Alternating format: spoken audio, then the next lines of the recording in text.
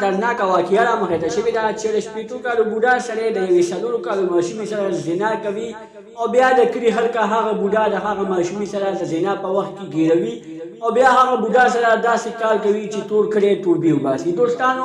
هغه بوډا سره کلیواله څه کار کړی دی که چېرې تاسو د دې پوره معلومات نه ځان خبردار غواړئ که اوسه پورې چا زموږ د چینل مخه نه وي سبسکرایب کړي او زموږ د چینل مخه سبسکرایب کړئ تر نشان ورڅخه مخه ووهئ چې زموږ خپل یوه نوې معلوماتي ویډیو تاسو ته په اسانۍ سره میلاویږي. ویډیو تر اخره پورې وګورئ چې پوره معلومات ترې حاصل کړئ. دوستانو دا واقعه په لاهور کې رامخې ته شوې ده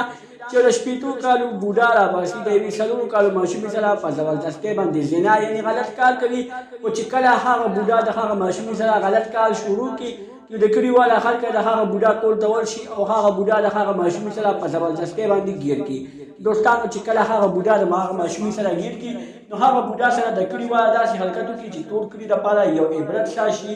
یو نمونه سره شي چې بیا هغه کلی د هغه حرکت نه مجبورېږي. دوستانو هغه بوډا سره داسې کار کړی دی چې کله هغه بوډا هغه جینۍ سره ګیر کړی دی نو د هغه بوډا نه اول سپینه ږیره وه هغه یې ترېنه کټ کړې ده بیا یې ترېنه وریځې کټ کړي او بیا یې ورته سر کټا کړی دی او مخ یې ورته تور کړی او په خر باندې کېنولی دی او په ټول کلي کې ګرځولی دی. دوستانو دا د دوی یو عبرت نشانه ساته کړې ده چې یو بوډا د یوې څلورو کالو ماشومې سره په غلط کار باندې ګیر شوی دی او بیا یې ورسره داسې کار کړی چې ټول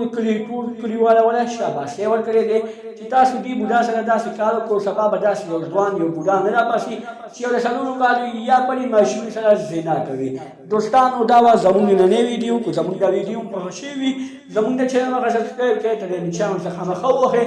او تر دې نشان ورڅخه مخه ووهئ چې زموږ خپل یوه نوې معلوماتي ویډیو تاسو ته په اسانۍ سره میلاویږي. همدې سره د نه اجازت غواړو د بیا د پامان